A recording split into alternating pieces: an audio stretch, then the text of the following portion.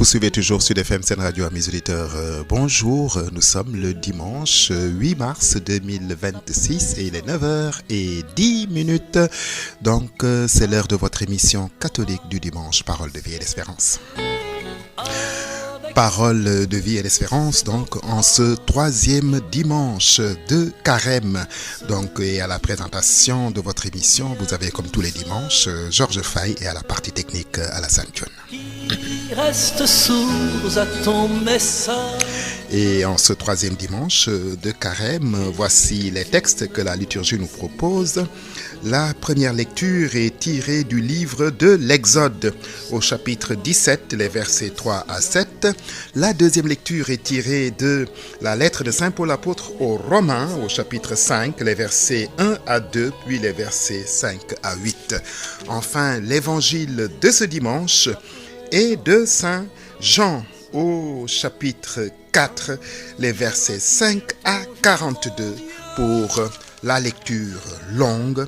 Et pour la lecture brève, on a les versets 4 à 5, puis 15 à 19, puis 26 à 39 et enfin 40 à 42. Voilà donc, à mes auditeurs, les textes de ce troisième dimanche de Carême. Donc, texte que nous allons lire et commenter dans un instant. Lecture du livre de l'Exode. Les fils d'Israël campaient dans le désert à Réphidim, et le peuple avait soif. Ils récriminèrent contre Moïse. « Pourquoi nous as-tu fait monter d'Égypte ? Était-ce pour nous faire mourir de soif avec nos fils et nos troupeaux ?» Moïse cria vers le Seigneur. « Que vais-je dire de ce peuple ? Encore un peu, et ils me lapideront. » Le Seigneur dit à Moïse, « Passe devant eux, emmène avec toi plusieurs des anciens d'Israël, prends le bâton avec lequel tu as frappé le Nil, et va. Moi, je serai là devant toi, sur le rocher du mont Horeb. » Il frappa le rocher, et il en sortit. Tu frapperas le rocher et il en sortira de l'eau, et le peuple boira. Et Moïse fit ainsi sous les yeux des anciens d'Israël. Il donna à ce lieu le nom de Massa, c'est-à-dire défi, et Mériba, c'est-à-dire accusation, parce que les fils d'Israël avaient accusé le Seigneur, et parce qu'ils l'avaient mis au défi en disant: le Seigneur est-il vraiment au milieu de nous, ou bien n'y est-il pas? Voilà donc, à mes auditeurs, la page, le passage de la première lecture, extrait du livre de l'Exode que la liturgie nous propose en ce troisième dimanche de Carême. Et le livre de l'Exode, en racontant la sortie miraculeuse d'Égypte, en traversant notamment la mer Rouge que Moïse avait séparée en deux, eh bien, ce livre de l'Exode a révélé un Dieu qui est sauveur. Dans la marche au désert, il montre combien le peuple a beaucoup de mal à rester fidèle à son Seigneur. La faim évoquée au chapitre 16 de l'Exode, ou la soif, au verset 17 d'ailleurs, leur font regretter le temps de l'esclavage en Égypte. Alors, ils se disaient, oui, mais au moins en Égypte, on était esclaves, c'est vrai, mais on avait des marmites de viande, on mangeait bien, on buvait, donc voilà, on n'avait pas soif, comme ici dans le désert. Le récit que nous venons d'entendre souligne à la fois la fidélité de Dieu à son projet et donc l'infidélité du peuple, souligné au verset 7. Et donc ici, le peuple a soif, il réclame de l'eau. Dans le texte de l'Évangile aussi, il sera question de l'eau. Effectivement, Jésus, à son tour, n'est-ce pas, donnera de l'eau à la Samaritaine Mais ce ne sera plus la même eau. Une eau, disons, matérielle, simplement par la formule H2O. Mais non, ce sera effectivement cette source jaillissante pour la vie éternelle. Ce sera l'Esprit qui donne la vie éternelle. Et c'est par cette même eau, effectivement, mes auditeurs, que nous sommes plongés dans le baptême, c'est-à-dire la mort et la résurrection de notre Seigneur Jésus-Christ. Donc, ici, dans le texte que nous venons de voir, il s'agit presque d'une mutinerie, d'une rébellion. Les gens, donc, ont soif. Parce que c'est vrai, c'est connu, dans les déserts, il n'y a pas vraiment d'eau. Mais on a beau chercher sur une carte, aujourd'hui, une carte du désert du Sinaï, eh bien, le lieu évoqué, donc dans le texte, c'est-à-dire Massa et Meriba, eh bien, ce lieu n'existe pas en tout cas. Donc, tout porte à croire qu'il s'agit d'un nom symbolique. Massa veut dire défi et Meriba veut dire accusation. Donc, en fait, le peuple a accusé Dieu de l'avoir amené dans le désert pour, n'est-ce pas, le faire mourir de soif. Et ça a été un défi qu'il fallait relever. Et donc, Moïse s'adresse à Dieu et Dieu donne de l'eau à boire, effectivement. Donc, l'histoire se passe à Réphidim, en plein désert, quelque part entre l'Égypte et Israël d'aujourd'hui. Le texte dit simplement « Les fils d'Israël campaient dans le désert à Réphidim ». Moïse guidait donc la marche du peuple, les hommes, les femmes, les enfants, les troupeaux, n'est-ce pas, de campement en campement, de point d'eau en point d'eau. Mais un jour, à l'étape de Réphidim, comme nous le précise le texte, l'eau manque. On imagine bien sûr qu'en plein désert, en pleine chaleur, effectivement, le manque d'eau peut vite devenir mortel. Et donc, les gens se mettent à récriminer. Voilà. Alors, donc, la panique s'empare du peuple. Que fait-on quand on se laisse envahir par la panique? Alors, donc, ces gens-là, ces Hébreux, ces fils d'Israël, donc, ont fait exactement ce que nous ferions aujourd'hui. Quand il manque de l'eau, quand nos robinets sont à sec, etc., etc. On a connu ici des périodes où, effectivement, on voyait, n'est-ce pas, des femmes bassines en tête, y compris à Dakar, dans les grandes villes même, où des bidons allaient à la recherche de l'eau. Donc l'eau, c'est la vie, c'est la formule habituelle que nous connaissons tous. Et donc, il y a une sorte de mutinerie contre Moïse. Alors, qui ne vise pas Moïse, la personne même de Moïse, mais qui est une sorte de révolte contre Dieu, véritablement. Parce qu'on sait bien que si Moïse a conduit le peuple jusque-là, c'est en se référant à un ordre qu'il avait reçu de Dieu.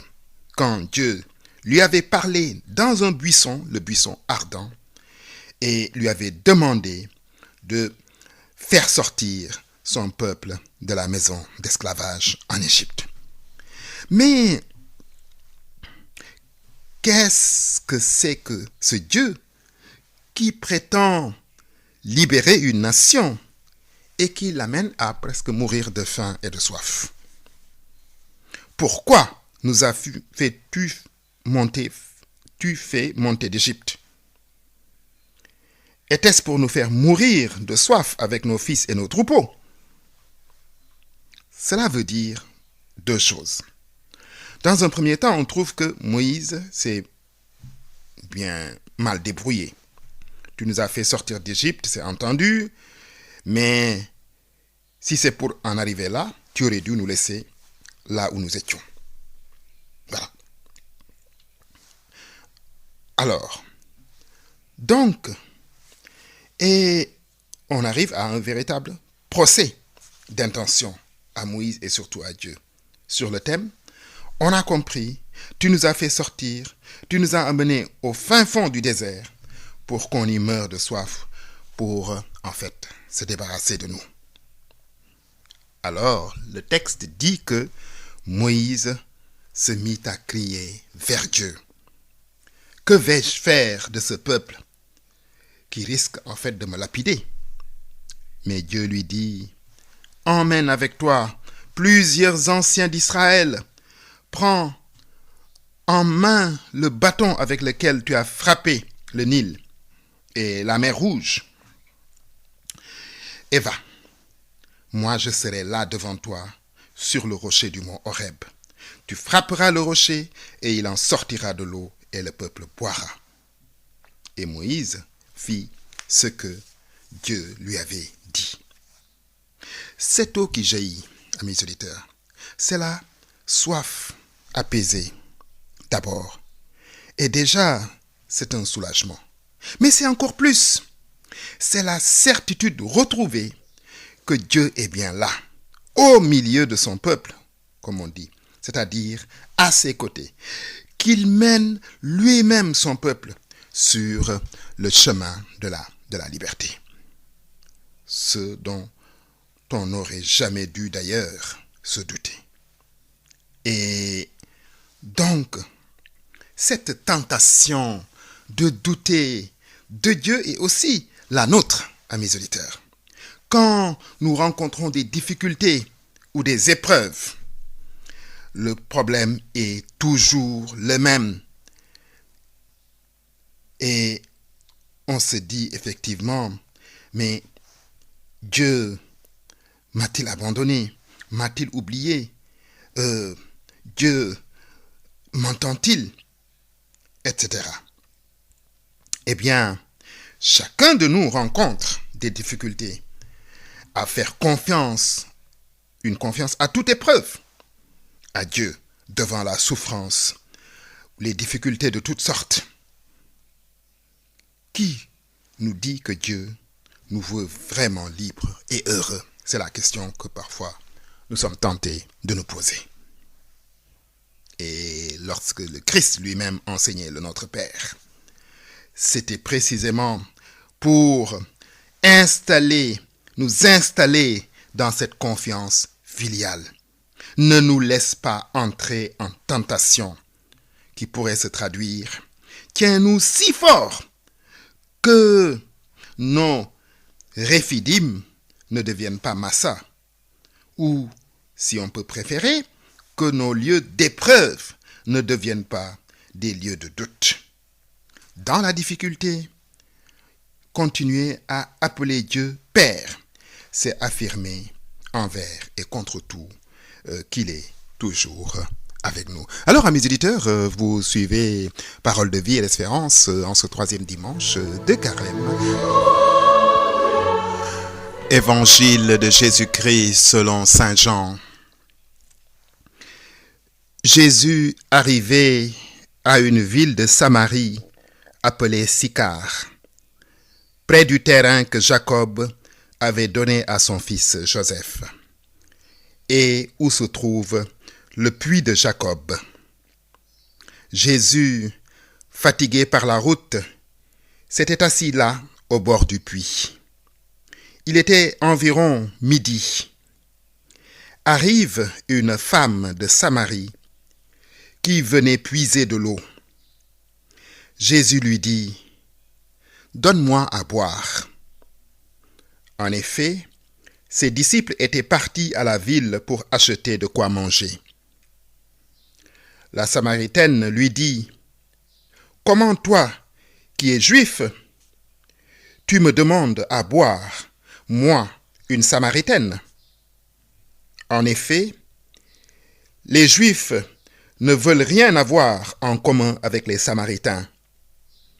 Jésus lui répondit, « Si tu savais le don de Dieu, si tu connaissais celui qui te dit, « Donne-moi à boire », c'est toi qui lui aurais demandé, et il t'aurait donné de l'eau vive. » Elle lui dit, « Seigneur, tu n'as rien pour puiser, et le puits est profond. Avec quoi prendrais-tu l'eau vive. Serais-tu plus grand que notre père Jacob qui nous a donné ce puits et qui en a bu lui-même avec ses fils et ses bêtes? Jésus lui répondit, tout homme qui boit de cette eau aura encore soif. Mais celui qui boira de l'eau que moi je lui donnerai n'aura plus jamais soif. Et l'eau que je lui donnerai deviendra en lui source jaillissante pour la vie éternelle. La femme lui dit, Seigneur, donne-la-moi cette eau, que je n'ai plus soif et que je n'ai plus à venir ici pour puiser. Je le vois, tu es un prophète, alors explique-moi. Nos pères ont adoré Dieu sur la montagne qui est là. Et vous, les Juifs, vous dites que le lieu où il faut l'adorer est à Jérusalem. Jésus lui dit, Femme, crois-moi, l'heure vient où vous n'irez plus sur cette montagne, ni à Jérusalem pour adorer le Père. Vous adorez ce que vous ne connaissez pas. Nous adorons, nous, celui que nous connaissons, car le salut vient des Juifs. Mais l'heure vient, et c'est maintenant, où les vrais adorateurs adoreront le Père en esprit et en vérité. Tels sont les adorateurs que recherche le Père.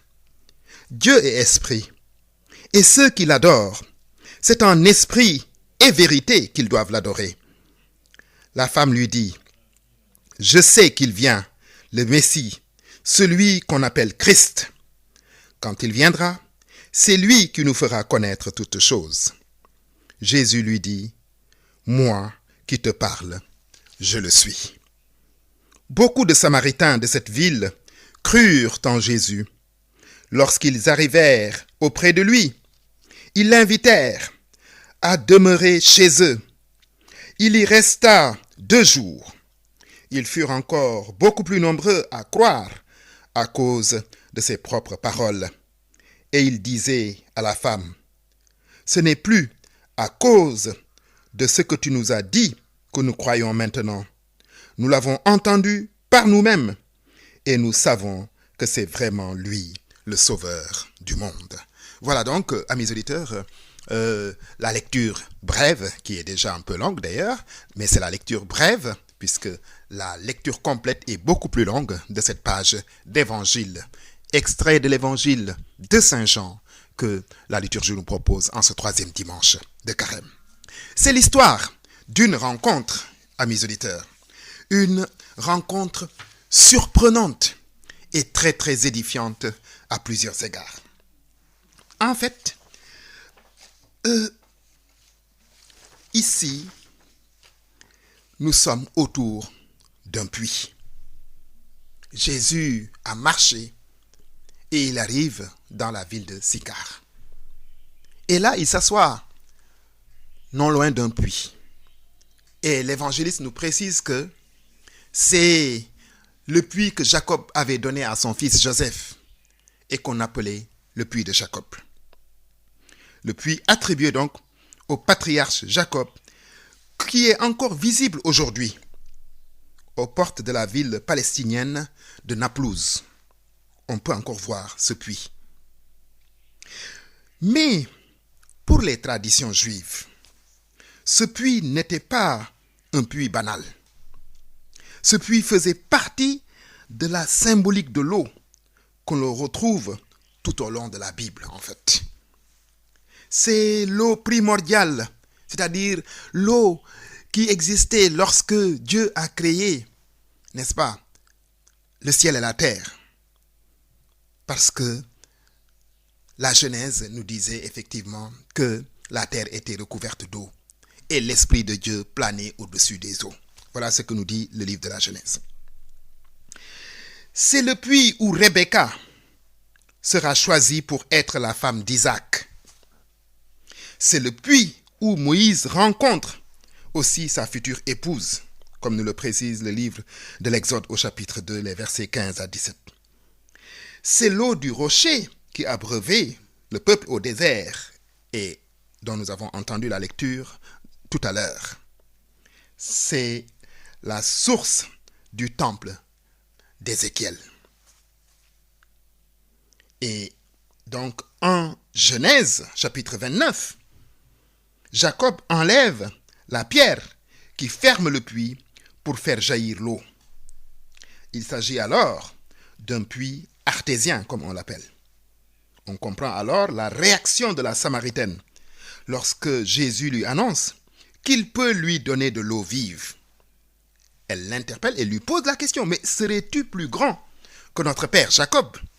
Sous-entendu, si tu peux donner l'eau sans avoir de récipient, c'est que tu peux faire jaillir l'eau du sol. Il y a donc une sorte de quiproquo, de malentendu pour cette femme concernant l'eau, n'est-ce pas, que promet Jésus. Elle en reste, elle, à l'eau matérielle, l'eau dont la formule chimique, disons, est H2O, l'eau que nous buvons. Jésus, lui, promet l'eau de la vie éternelle, la source jaillissante pour la vie éternelle. Les Samaritains avaient pour origine, en fait, un mélange de population, parce que dans le texte, la femme lui dit, mais comment toi, qui es un juif, tu peux me demander de l'eau, moi qui suis une Samaritaine? Parce qu'en réalité, et le texte de l'évangile de Jean le précise, les Juifs ne voulaient rien avoir avec les Samaritains. Ils ne voulaient pas avoir de relation ni échanger quoi que ce soit avec les Samaritains. Et ces mêmes Samaritains avaient pour origine, en fait, un mélange de population que les Assyriens, n'est-ce pas, avaient voulu. Et ça, c'était en 722 avant notre ère. Et qui avait fait venir, n'est-ce pas, des peuplades, des peuples étrangers en Samarie. Il s'en était suivi une religion, n'est-ce pas, qui était une sorte de syncrétisme, de mélange, donc, mélangeant le Dieu d'Israël avec des dieux païens. Et donc, dans la page d'évangile, Jésus fait connaître à cette femme son passé. Il ne l'a jamais vue, mais il lui dit, toi, tu as eu, en fait, 5 maris. Et même le mari avec lequel tu vis n'est pas vraiment ton mari. Il dit à la femme son passé, son histoire, sans qu'il l'ait jamais vue. Et donc, Jésus, donc, lui montre en réalité qu'il est plus grand que Jacob et son fils Joseph. Alors, donc, les 5 maris que Jésus évoque sont une allusion à cette origine-là. Et désormais, amis auditeurs, Jésus annonce que la présence de Dieu ne se fera plus à un lieu précis. Dieu est partout. On peut l'adorer partout. Puisque la femme interpelle Jésus et lui dit, oui, mais vous, nous pensons que c'est là qu'il faut adorer Dieu. Vous dites que c'est à Jérusalem qu'il faut l'adorer. Vous les Juifs, nous les Samaritains, on pense autre chose. Mais Jésus lui dit, l'heure vient, et c'est maintenant, où vous n'allez plus adorer Dieu, ici, ou à cette montagne, ou à Jérusalem. Ce n'est pas un lieu précis, mais où vous adorerez Dieu en esprit et en vérité. Voilà ce que Dieu recherche, dit Jésus. Les vrais adorateurs de Dieu l'adorent en esprit et en vérité. Voilà, dit Jésus. Alors, donc, ce n'est plus lié à un sanctuaire. Voilà. Alors, celui de Jérusalem, pour les Juifs, est le mont Garizim pour les Samaritains. Jésus dit, l'heure vient et c'est maintenant, où vous n'allez plus adorer Dieu à un endroit précis, mais où vous allez l'adorer en esprit et en vérité, puisque Dieu est esprit, et ceux qui veulent l'adorer doivent l'adorer en esprit. Alors, donc, ce n'est plus donc un temple, ou en tout cas c'est un autre temple qui n'est pas fait de main d'homme. Comme lui-même le dira, détruisez ce temple et je le reconstruirai en 3 jours. Le véritable temple désormais, le seul temple, c'est le Christ lui-même, le seul chemin vers Dieu. Les patriarches et Moïse avaient trouvé des femmes au bord du puits. Et en rencontrant la femme de Samarie, cette Samaritaine au bord du puits, Jésus est présenté comme une sorte d'époux non seulement du peuple juif, mais aussi de toute l'humanité. Celui qui est venu épouser la condition humaine, notre condition, n'est-ce pas, hormis le péché, sauf le péché, afin de mieux nous amener vers Dieu. Donc, cette page d'évangile, effectivement, à mes auditeurs, est pleine d'enseignements. D'abord, le puits. Un puits, en général, il est circulaire. Donc, les gens se mettent autour d'un puits. Les femmes qui viennent puiser.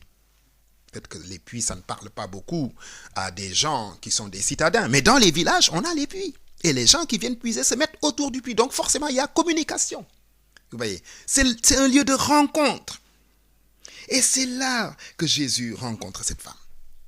Mais cette femme aussi, comme cela sera le cas avec la femme adultère, cette femme va au puits à midi. Midi, il n'y a pas beaucoup de monde. Parce qu'elle sait qu'elle n'a pas une bonne réputation. Elle a eu 5 maris déjà. Et celui avec lequel elle vit n'est pas son mari. Elle est samaritaine, donc un peu rejetée par les autres. Mais aussi, elle a une vie un peu désordonnée. Et voilà qu'elle fait cette rencontre à ce puits. Et l'homme avec qui elle s'entretient lui promet, n'est-ce pas, une eau vive, une source jaillissante pour la vie éternelle. Donc, d'une certaine manière, réhabilitation de cette femme. Et lorsqu'elle va entendre tout ce que Jésus va lui dire, elle va aller au village, appeler les hommes et leur dire, mais venez voir, j'ai rencontré un homme qui m'a dit tout mon passé. Celui-là est véritablement un prophète. Et Jésus, effectivement, va s'entretenir avec ces gens du village qui vont être tellement émerveillés par ses paroles et son enseignement qu'ils vont lui demander de rester avec eux pendant 2 jours.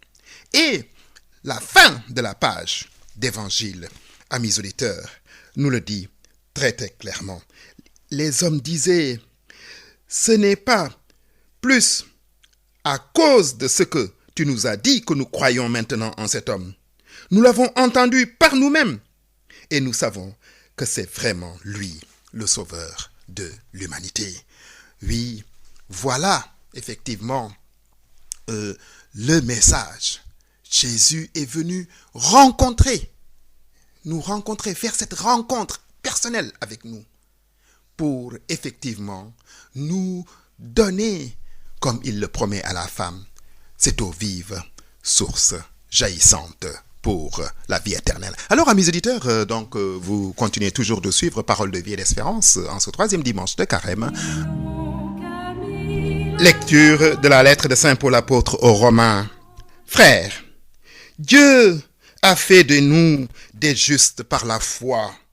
Nous sommes ainsi en paix avec Dieu par notre Seigneur Jésus-Christ, qui nous a donné par la foi l'accès au monde de la grâce dans lequel nous sommes établis. Et notre orgueil à nous, c'est d'espérer avoir part à la gloire de Dieu. Et l'espérance ne trompe pas, puisque l'amour de Dieu a été répandu dans nos cœurs par l'Esprit Saint qui nous a été donné. Alors que nous n'étions encore capables de rien, le Christ, au temps fixé par Dieu, est mort pour les coupables que nous étions. Accepter de mourir pour un homme juste, c'est déjà difficile. Peut-être donnerait-on sa vie pour un homme de bien. Or, la preuve que Dieu nous aime, c'est que le Christ est mort pour nous alors que nous étions encore des pécheurs. Voilà donc, amis auditeurs. Donc, très brièvement, Paul nous montre que, Dieu nous a sauvés par la mort et la résurrection du Christ. Dieu a fait de nous des justes et ainsi nous avons en nous la paix. Il nous a donné, n'est-ce pas, l'accès à la foi et l'accès au monde de la grâce dans lequel nous sommes établis. Et il dit que l'amour de Dieu a été répandu dans nos cœurs par l'Esprit Saint qui habite en nous. Donc, Paul montre que l'Esprit Saint nous a été donné, que le Christ lui-même, source jaillissante pour la vie éternelle, est venu nous donner cet esprit qui nous introduira auprès du Père.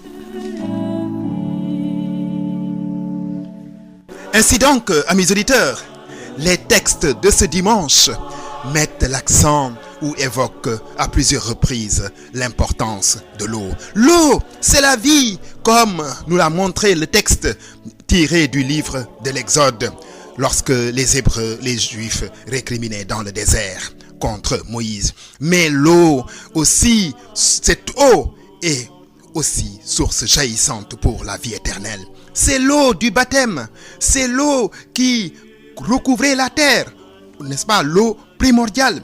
C'est encore une fois cette source jaillissante que le Christ est venu nous apporter. Oui, comme avec la Samaritaine, il est venu nous rencontrer à notre rencontre, à la rencontre de l'humanité tout entière, pour que celle-ci, dorénavant, puisse adorer Dieu en esprit et en vérité, et se tourner vers le seul vrai temple, le temple de l'esprit, le Christ lui-même, ce temple immatériel qui nous introduira dans la vie éternelle. Ainsi donc, amis auditeurs, c'est bien fini. C'était votre émission catholique du dimanche sur Sud FM, Parole de vie et d'espérance, avec à la présentation Georges Faye et à la partie technique notre ami Alassane Thioune.